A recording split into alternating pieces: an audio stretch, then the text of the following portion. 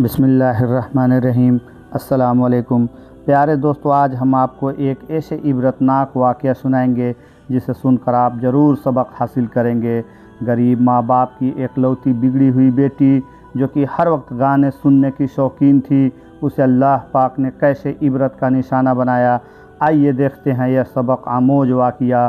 किसी गांव में एक आलिम साहब थे, उनका नाम अब्दुल गफ़्फ़ार था और अपनी बीवी हलीमा के साथ रहते थे। बड़ी मन्नत मुरादों के बाद उनको अल्लाह पाक ने एक ही बेटी अता की थी। अब्दुल गफ़्फ़ार अपनी बेटी से बहुत ही मोहब्बत करते थे। दोनों मियाँ बीवी ने बड़े लाड व प्यार से अपनी बेटी को पाला।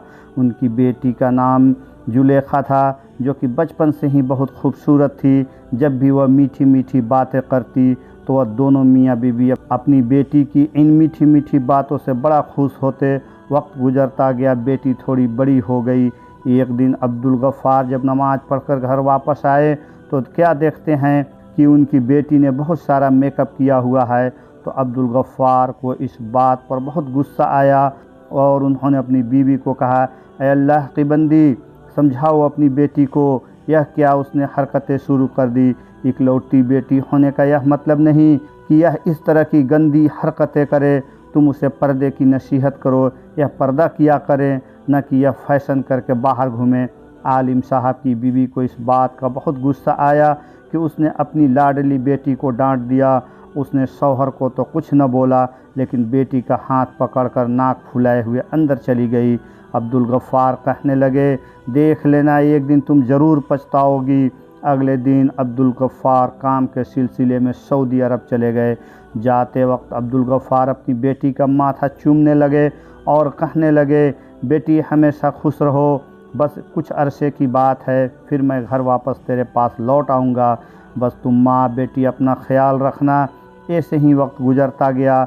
एक दिन जुलेखा की माँ घर का कुछ काम कर रही थी तो अचानक बेटी अपनी माँ के पास आई और कहने लगी, माँ मुझे मोबाइल लेना है। मेरे साथ की जो लड़कियां हैं कॉलेज में अपने साथ मोबाइल लेकर आती हैं, मुझे पसंद नहीं है, इसी वजह से तेरे बाप ने मुझे डांटा था। लेकिन माँ की बात सुनकर जुलेखा को बहुत ही ज़्यादा गुस्सा आया।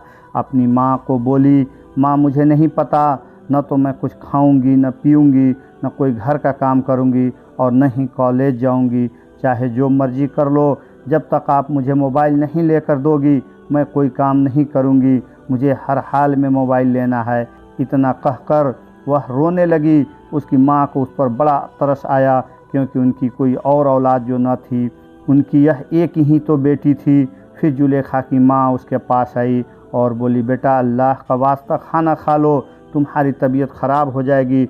चलो मैं तुम्हारे आगे हार मान लेती हूँ, मैं तुम्हें मोबाइल लेकर दूंगी, बल्कि हम आज ही तुम्हारा मोबाइल लेकर आएंगे। यह बात सुनते ही जुलेखा के चेहरे पर मुस्कुराहट आ गई।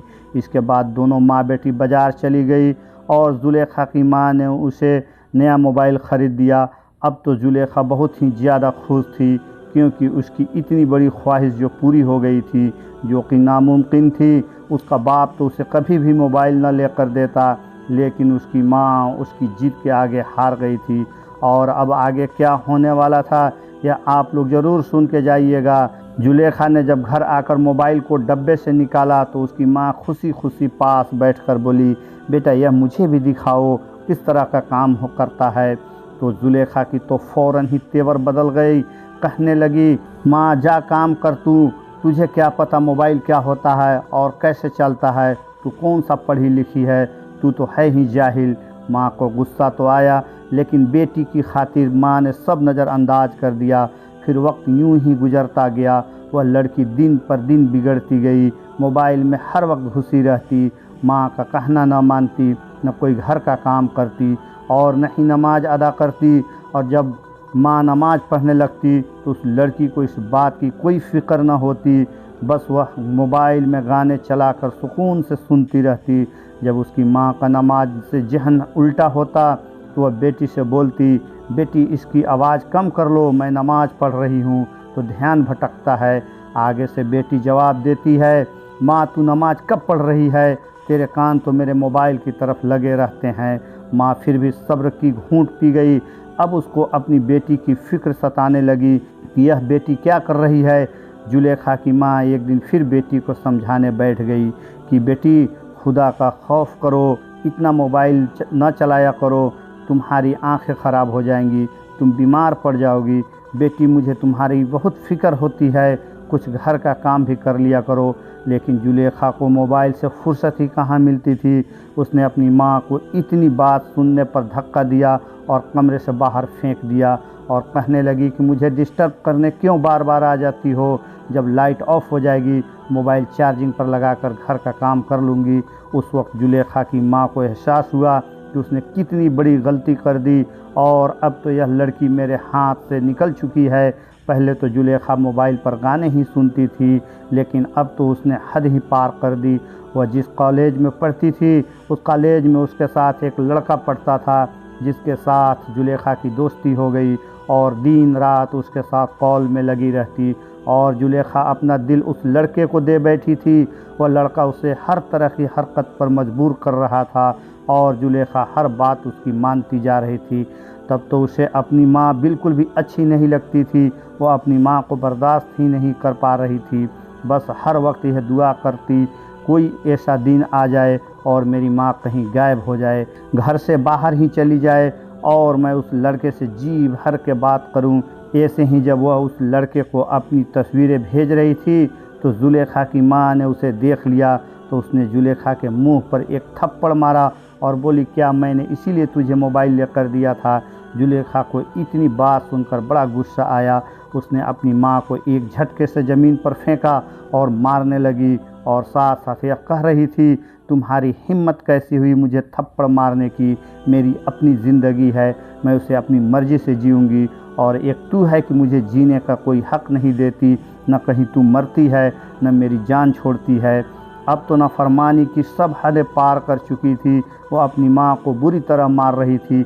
अचानक दरवाज़ा खुला और जुलेखा के बाप बिन बताए ही सऊदी अरब से वापस आ चुका था। उसने आते ही घर में यह माहौल देखा। उसने भागकर अपनी बीवी को ज़मीन से उठाया और बेटी को एक ज़ोरदार थप्पड़ मारा और बोला कि बेटी, शर्म है या क्या बेचकर खा गई हो, अपनी ही माँ को थप्पड़ मार रही हो। जुलेखा की माँ ने रोते रोते अपने शौहर को सब कुछ सच सच बता दिया।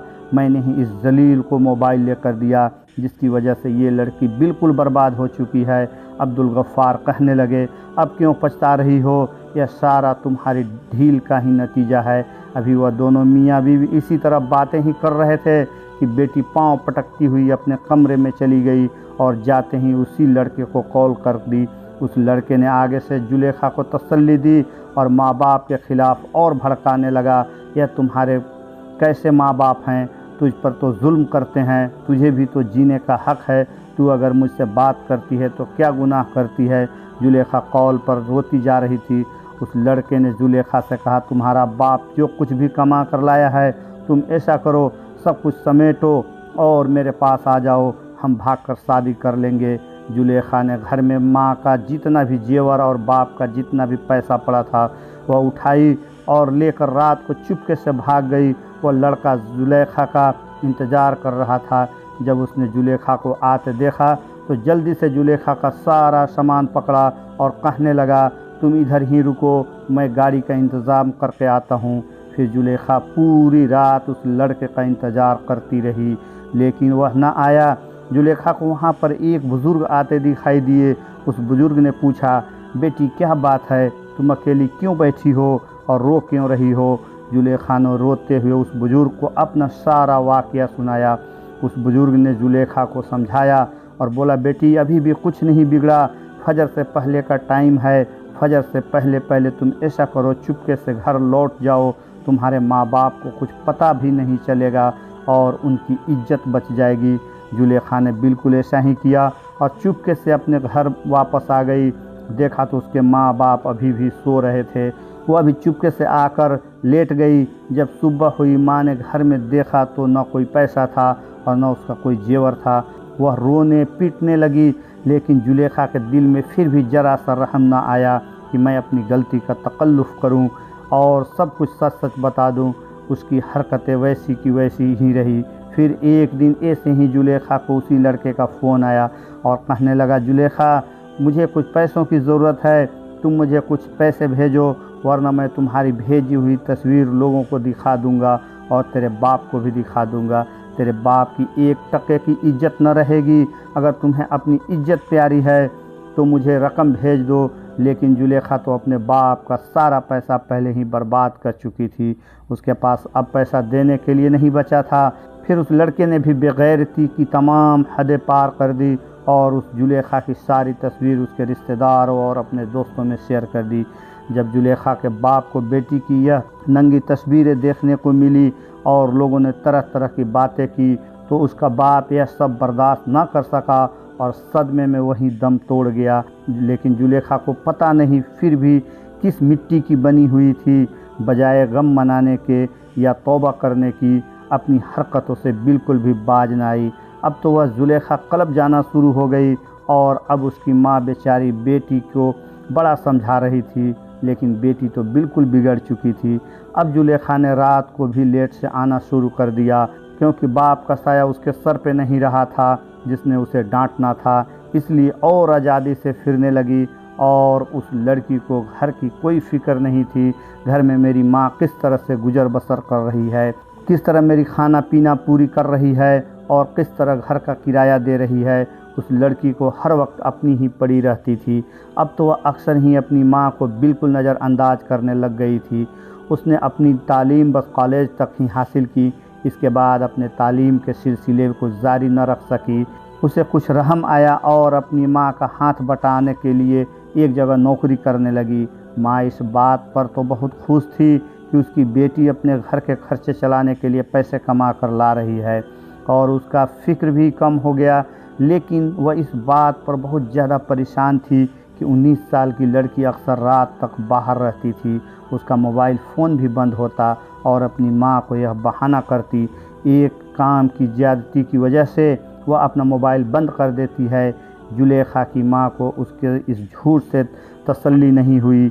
जुलेखा की माँ और ज़्यादा परेशान रहने लगी थी और उसने एक बार फिर से सोचा, मैं किस तरह अपनी बेटी पर नज़र रखूं ताकि यह दोबारा पहले वाली गलती का शिकार न हो जाए। इसलिए अपने घर के बाहर एक सीसीटीवी कैमरा लगवा दिया और रोज़ाना सुबह उठकर वह वीडियो देखती और चेक करती कि रात उसकी बेटी कितने बजे घर आई थी। जुलेखा अपनी माँ की इस हरकत से बहुत ज़्यादा परेशान थी और शदीद गुस्से में भी थी और उसने अपनी माँ से झगड़ना भी शुरू कर दिया। तुम अपनी बेटी पर शक कर रही हो, यह अच्छा नहीं है। लेकिन जुलेखा की माँ ने वह कैमरा लगाए रखा और रोज़ाना की बुनियाद पर यही चेक कर रही थी कि उसकी बेटी रात को किस वक्त घर लौटती है। एक रोज़ जुलेखा अचानक गायब हो गई। माँ को उसी बात का तो डर था और वही हुआ। जुलेखा की माँ अब कई दिन तक उसका इंतज़ार करती रही। न जुलेखा को घर वापस आना था और न ही वह आई। जुलेखा की माँ की हालत अब ख़राब होने लगी थी और उसने बदनामी के डर से किसी से भी इस बात का जिक्र न किया कि मेरी बेटी घर से भाग गई है। उस दिन जुलेखा की माँ अपने घर के दरवाजे पर खड़ी थी। अपनी बेटी की राह देखते देखते अचानक बेहोश होकर गिर पड़ी। मोहल्ले वालों ने जुलेखा की वालिदा को उठाया और हॉस्पिटल में एडमिट कर दिया। लोगों ने यह भी बात नोटिस की कि वालिदा के अस्पताल पहुंचने पर भी वह हॉस्पिटल नहीं पहुंची और न ही जुलेखा अपने घर में मौजूद थी। मोहल्ले वालों ने इस बात को गंभीर मामला जानकर फ़ौरन पुलिस को खबर कर दी। पुलिस जब जुलेखा के घर पहुंची तो सारा माजरा उनके सामने बयान किया गया। जुलेखा कई दिन से गायब है। उसकी माँ अस्पताल में पड़ी है जो कि कोमा की हालत में है।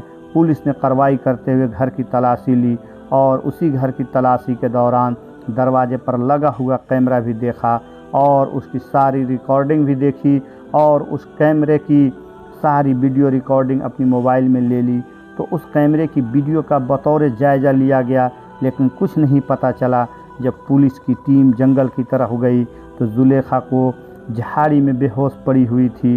पुलिस की टीम ने जल्दी से उसे हॉस्पिटल ले जाया गया, लेकिन वह कुछ ही देर में तड़प तड़प के इस दुनिया से रुखसत हो गई, क्योंकि डॉक्टर ने बताया कि इसके साथ 3 दिनों से जंगली जानवर उसके जिस्म को नोच रहे थे और इसके प्राइवेट पार्ट के साथ जानवरों ने बहुत घिनौना काम किया था, जिसके कारण इसकी हालत मौत से भी बदतर हो गया था।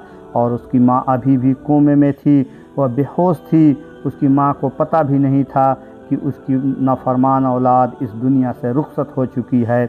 अब मोहल्ले वालों ने जुलेखा के कफन दफन का बंदोबस्त करना था, क्योंकि जुलेखा की मैयत बिल्कुल लवारिस सी पड़ी हुई थी, उसका बाप नहीं था और उसकी माँ बेहोश थी।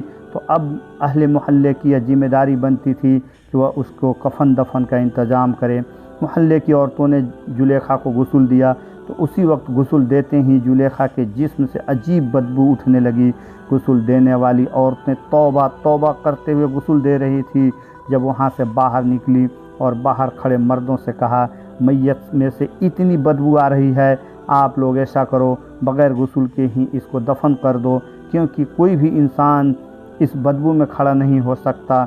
मोहल्लों के मर्दों ने उन औरतों को समझाया, यह सब आपका काम है, वह जैसी भी थी तुम लोगों का फ़र्ज़ बनता है उसे गुस्ल दो। वह मुसलमान लड़की थी, बेशक वह नाफरमान थी अपनी वालिदैन की, उसने अपनी ज़िंदगी में बहुत गुनाह किए थे, लेकिन हम यह गुनाह नहीं कर सकते बग़ैर गुस्ल के उसे दफना दे। आप लोग थोड़ी सी हिम्मत करें, मुंह पर कपड़ा रख कर उसको गुस्ल दें, हमें अपनी फ़रीज़ा सही तरीके से अंजाम देना है। उसकी मैयत लवारिस है और हम एक मुसलमान हैं, हमारा फ़र्ज़ बनता है हम उसके कफन दफन का इंतज़ाम करें। अगर हम उसको बग़ैर गुस्ल के दफना देंगे तो क़यामत के दिन अल्लाह ताला हमसे भी सवाल करेगा। मोहल्ले के मर्दों ने उन ख़वातीन को खुदा का खौफ दिलाया, तो उन ख़वातीन को एहसास हुआ और उन्होंने मुंह पर कपड़ा डालकर जुलेखा को गुस्ल दिया। औरतों का काम तो यहीं पर मुकम्मल हो गया। अब मर्दों की बारी थी। उन पर एक अजीब आजमाइश आ गई थी। जैसे ही उन्होंने जुलेखा की मैयत को उठाया तो चारपाई इतनी भारी हो गई कि उनसे उठाई ही नहीं जाती थी। सब बहुत परेशान थे। अचानक से बारिश शुरू हो गई। दोपहर का वक्त था और सब लोग बारिश के थमने का इंतज़ार कर रहे थे ताकि उसको सही तरीके से दफना सके। दोपहर से रात हो गई। बारिश अब तूफ़ानी बारिश में तब्दील हो चुकी थी और बाहर का मौसम ऐसा था कि कोई भी इंसान इस मौसम में बाहर निकलकर जुलेखा की तदफीन नहीं कर सकता था। लोग परेशान थे। 2 दिन मुसलसल बारिश होती रही और इतनी ज़्यादा बारिश हुई, मुमकिन ही नहीं थी कि कोई बाहर निकले। मजबूरन सब ने यह फ़ैसला किया, इमाम साहब से बात की जाए। अहले मोहल्ला ने इमाम साहब से बात की कि अब क्या किया जाए। 2 दिन से लड़की की मैयत पड़ी हुई है और मैयत में इतनी ज़्यादा बदबू हो गई है कि हम इसके करीब भी नहीं जा रहे। आप ही कोई हल निकालें, आपको दीन का ज़्यादा पता है। इमाम साहब ने कहा, मौसम तो ख़राब है और रात का वक्त है, लेकिन हर हाल में आज रात इस बेचारी को दफना दो। मोहल्ले वालों ने छतरियाँ करके उसकी मैयत को उठाया। बहुत मुश्किल से उसकी मैयत उठी।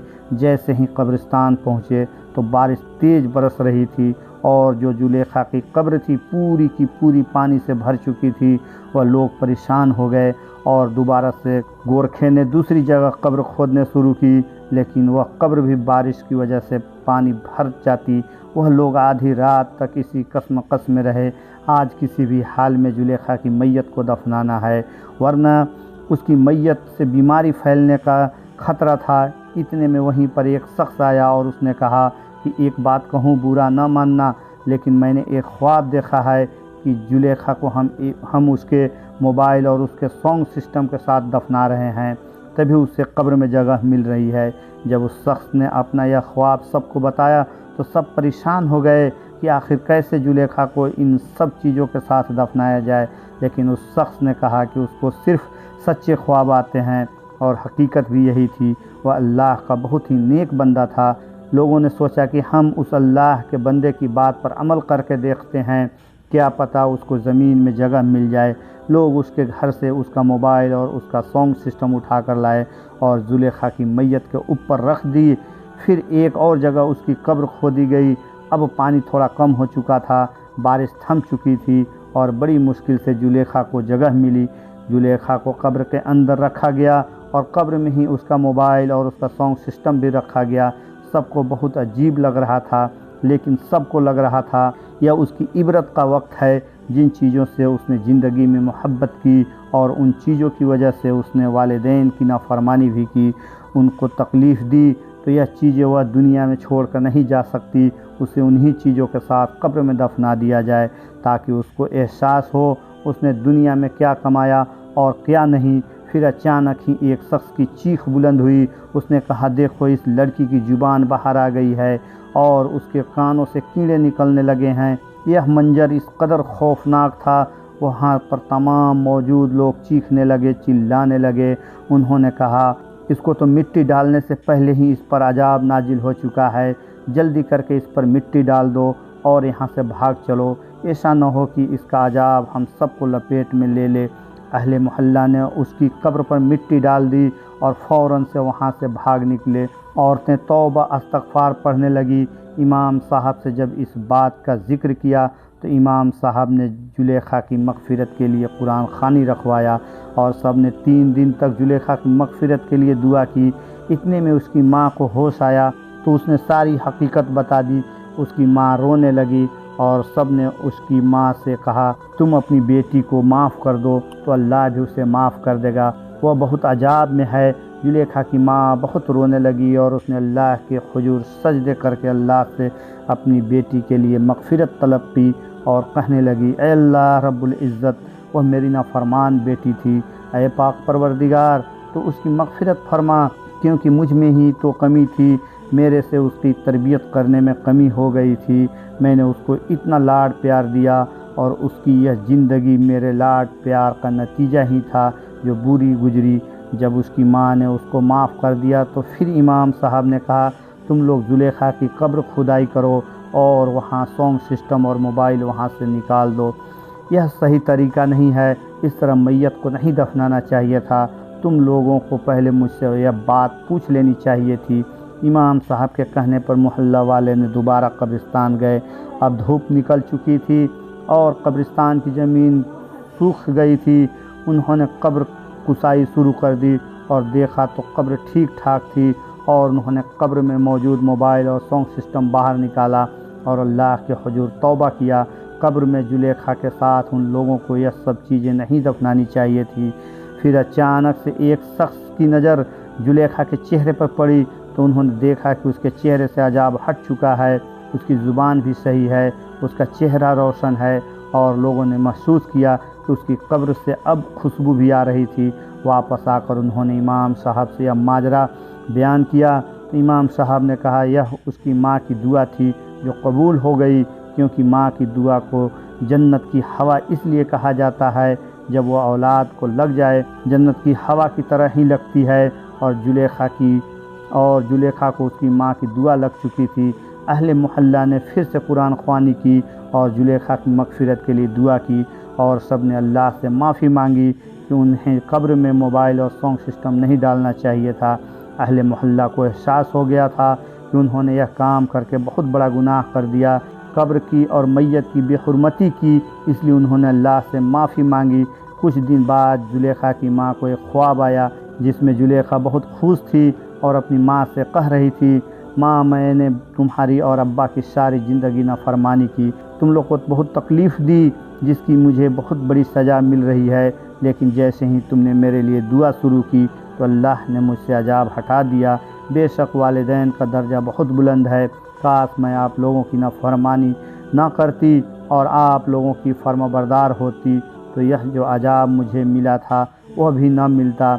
लेकिन माँ, यह तुम्हारी दुआ है, तुम्हारी दुआ ने ही मुझे इस अजाब से बचाया। यह ख्वाब सुनकर अहले मोहल्ला खुश हो गए और इमाम साहब ने सबसे कहा, देखो हम लोग सब कितने गुनहगार हैं, बड़े बड़े गुनाह करते हैं और हमें उसकी सज़ा भी मिलती है, लेकिन अल्लाह की ज़ात इस कदर मेहरबान है, जब इंसान को उसकी गलती का एहसास हो जाए तो फ़ौरन से अल्लाह रब्बुल इज़्ज़त उस इंसान को माफ़ फरमा देता है। यह अल्लाह की रहमी और करीमी है, वह हमें माफ़ कर देता है। अगर वह हमें माफ़ न करता तो हम तो हमेशा आग में जलते रहते। इसका यह मतलब नहीं कि अल्लाह को रहमान और रहीम समझकर हम गुनाह करते रहें, बल्कि इसका यह मतलब है हमें अल्लाह की फर्माबरदारी करनी चाहिए, उसके रास्ते पर चलना चाहिए। जब हमारा रब हमसे इतनी मोहब्बत करता है तो हमें भी चाहिए हम अपने रब से मोहब्बत करें और उसके फर्माबरदार बंदों में से बन जाएं। प्यारे दोस्तों, उम्मीद करता हूँ आज की वीडियो से आपने बहुत सबक हासिल किया होगा, इसलिए अपने फैमिली में भी वीडियो शेयर करें और चैनल को सब्सक्राइब करने के साथ साथ कमेंट में अल्लाहु अकबर आमीन ज़रूर लिख दिया करें। जज़ाकल्लाह खैर।